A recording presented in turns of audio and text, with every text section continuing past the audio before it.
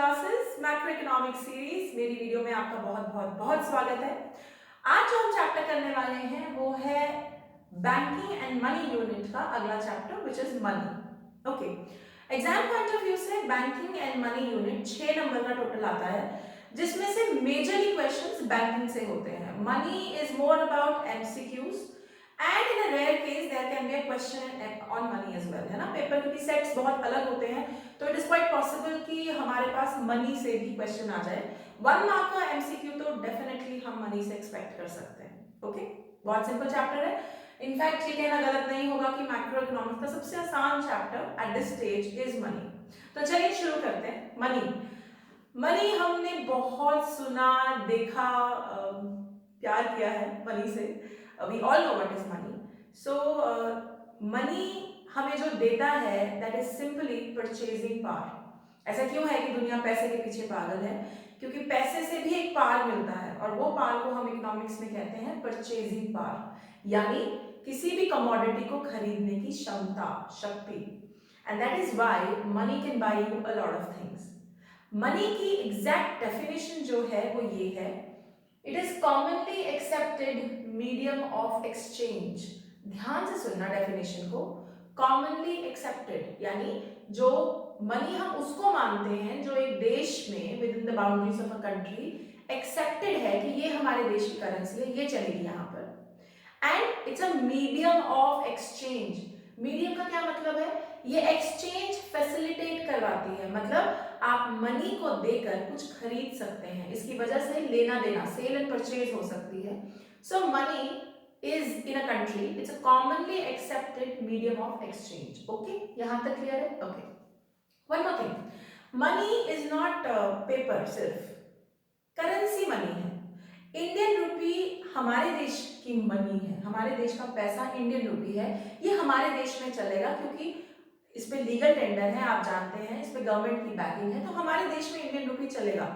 US dollar हमारे देश में डायरेक्टली मार्केट्स में नहीं चलने वाला। सिमिलरली यूएस डॉलर यूएस की मनी है, it's a commonly accepted medium of exchange over there. वहां पे कुछ भी खरीदना है तो आपके पास यूएस डॉलर होना चाहिए। Okay, I hope this is clear.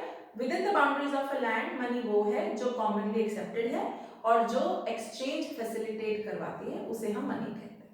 Alright, so far so good. Okay, अब जब हम मनी का चैप्टर पढ़ेंगे तो हम ये समझेंगे क्या शुरुआत से पेपर मनी जैसे हम आजकल यूज करते हैं, या फिर जो इलेक्ट्रॉनिक मनी हम आजकल यूज कर रहे हैं, गूगल पे, पेटीएम और एटीएम्स एंड क्रेडिट कार्ड्स, क्या शुरू से मनी ऐसी थी?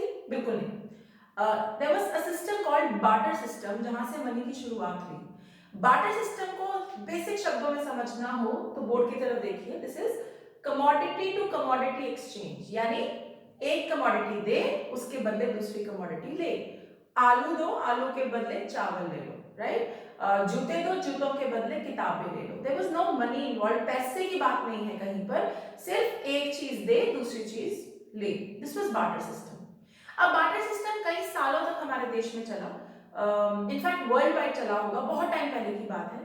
अभी भी कई रिमोट एरियाज में किसी लेवल पे बार्टर सिस्टम होता है, ऑल्दो अकेला बार्टर सिस्टम नहीं होता, पैसे की ट्रांजैक्शन भी होती है, लेकिन बार्टर भी साथ साथ चलता रहता है। अब बार्टर में लेकिन कुछ दिक्कतें थी जिसकी वजह से मनी आई, पेपर करेंसी मनी, या जिसको हम मीडियम ऑफ एक्सचेंज बोलते हैं, that kind of a money came in, क्योंकि बार्टर सिस्टम में कुछ प्रॉब्लम्स थी या कुछ लिमिटेशंस थी।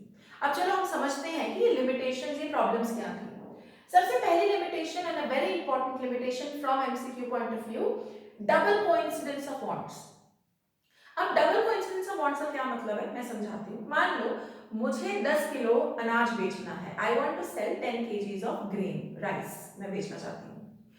अब मुझे ऐसा बंदा ढूंढना पड़ेगा जिसको 10 किलो अनाज की जरूरत है।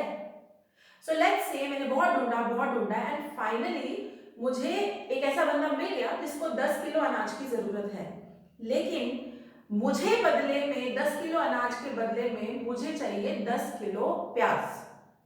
You understand? मैं रिपीट कर रही हूँ।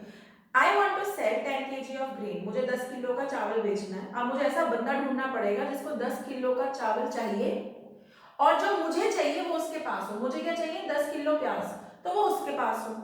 तो यानी I need to figure out a person जो मेरी दोनों जरूरतों को पूरी कर रहा है। उसको 10 किलो राइस भी चाहिए होना चाहिए और उसके पास 10 किलो प्याज भी होने चाहिए जो मुझे चाहिए।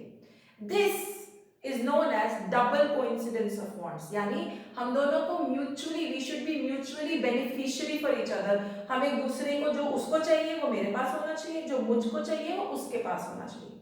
अब ये ढूंढने में कितना टाइम लग सकता है और क्या पता तब तक जो आपकी कमोडिटी है वो खराब ही हो जाए। आप चावल लेके चले में, चावल लेने वाले तो बहुत लोग हैं लेकिन प्याज लेने वाला कोई इंसान नहीं है, तो ढूंढते रहो तब तक तो आपकी सारी कमोडिटी खराब हो जाएगी। तो बार्टर सिस्टम की सबसे बड़ी लिमिटेशन ये डबल कोइंसिडेंस ऑफ वांट्स है, जिसे हम टेक्निकली कहते हैं it is mutual satisfaction of wants. Mutual मतलब एक दूसरे की सैटिस्फैक्शन ऑफ वांट्स जब होती है तब हम उसे कहते हैं डबल कोइंसिडेंस ऑफ वांट्स। वो बार्टर में ढूंढना बहुत मुश्किल होता है। Okay, second, lack of unit of value. अब देखो यूनिट ऑफ वैल्यू क्या होता है। एक 100 रुपए की यूनिट ऑफ वैल्यू है 100 रुपीज, विच मीन्स 100 रुपीज का कुछ परचेजिंग पावर है हमारे देश में। एक सिटी में अलग हो सकता है, दूसरी सिटी में अलग हो सकता है, लेकिन है तो सही, परचेजिंग पावर तो है। अब बार्टर में आप पैसे की तो बात ही नहीं कर रहे, आप कमोडिटीज को एक्सचेंज कर रहे हो। तो मान लो तुम एक बफेलो को एक 10 kilo rice 10 KG of rice से एक्सचेंज करना चाहते हो, कैसे वैल्यूएट करोगे? तुम्हारे पास 10 किलो चावल है, अगले के पास एक बफेलो है, इन दोनों का एक्सचेंज ठीक कैसे बैठा, कैसे इवैल्यूएट करोगे कि बफेलो की कीमत कितनी है और 10 किलो अनाज की कीमत कितनी है? क्योंकि दोनों को हम किसी यूनिट ऑफ वैल्यू, मतलब हम उसको किसी टर्म्स में तो एक्सप्रेस ही नहीं कर पा रहे। अब 10 किलो अनाज की वैल्यू हो सकता है 500 हो सकता है 700 हो, और कहाँ बफेलो की जब हम मॉनेटरी टर्म्स में एक्सप्रेस करते हैं तो बफेलो 80,000 90,000 की होती है।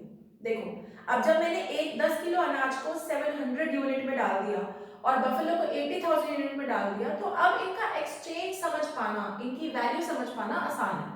लेकिन बार्टर में ये तो होता ही नहीं था, तो ये यूनिट ऑफ वैल्यू समझ पाना बहुत मुश्किल होता था।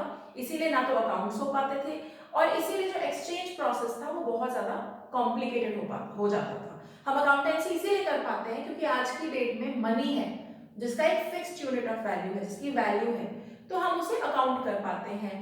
बार्टर सिस्टम में ये पॉसिबिलिटी थी ही नहीं। Okay, next, lack of store of value.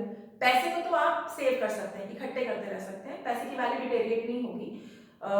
पैसे का हो सकता है परचेजिंग पावर ऊपर नीचे हो, लेकिन आपको पता है कि कल को आप 3 साल बाद भी पैसा निकालेंगे तो वो आपके काम ही आने वाला है, वो खराब नहीं होने वाला। लेकिन बार्टर सिस्टम में आप कोई भी चीज स्टोर नहीं कर सकते थे, क्योंकि जो चीज स्टोर करी हुई है अगर वो पेरिशेबल आइटम है वो खत्म है। आपने बफेलो स्टोर कर दी, उसको सांप ने काट लिया, बफेलो मर गई, हो गया काम। आपने चावल स्टोर किए, चावल खराब हो गए, हो गया काम। सो आप उसको स्टोर नहीं कर सकते थे because you were not sure कि उसकी value over a time deteriorate नहीं होगी, कम नहीं होगी। Okay, and fourth problem, no deferred of future payments. Deferred शब्द का मतलब होता है फ्यूचर, आगे का। हम क्रेडिट पे काम करते हैं, तो हम आज हमने ट्रांजैक्शन की 3 महीने बाद पेमेंट की। क्रेडिट पे काम पॉसिबल ही तब है जब मनी इन्वॉल्व हो, राइट? जबकि इस केस में जब आप मनी स्टोर नहीं कर सकते, जब आपका यूनिट ऑफ वैल्यू ही नहीं है, तो आप किस बेसिस पे क्रेडिट अरेंजमेंट करोगे? एग्जाम्पल लो, वही अपना 10 किलो और बफेलो वाला। मैंने 10 किलो चावल बेचने, अगले ने मुझे बफेलो दे दी और मैंने कहा कि तुम आज चावल, उसने मुझे कहा तुम आज चावल दे दो, मैं बफेलो 3 महीने बाद दूंगा। अब ये सिस्टम चलेगा क्या? नहीं चल सकता। कल को कहीं को बफेलो मर गई तो मेरे तो 10 किलो अनाज खत्म हो गया, वेस्ट हो गया, it's of no use then, right? So इसीलिए बार्टर सिस्टम में डेफर्ड फ्यूचर पेमेंट्स भी नहीं हो पाती थी। इसीलिए barter system was taken away, मतलब ये धीरे धीरे खत्म हुआ एंड इसकी जगह पे मनी ने धीरे धीरे मतलब it kept on coming into the economy, धीरे धीरे आता रहा। एंड अगली वीडियोस में हम पढ़ेंगे forms of money, different types of money, and we'll understand it further. Okay, thank you.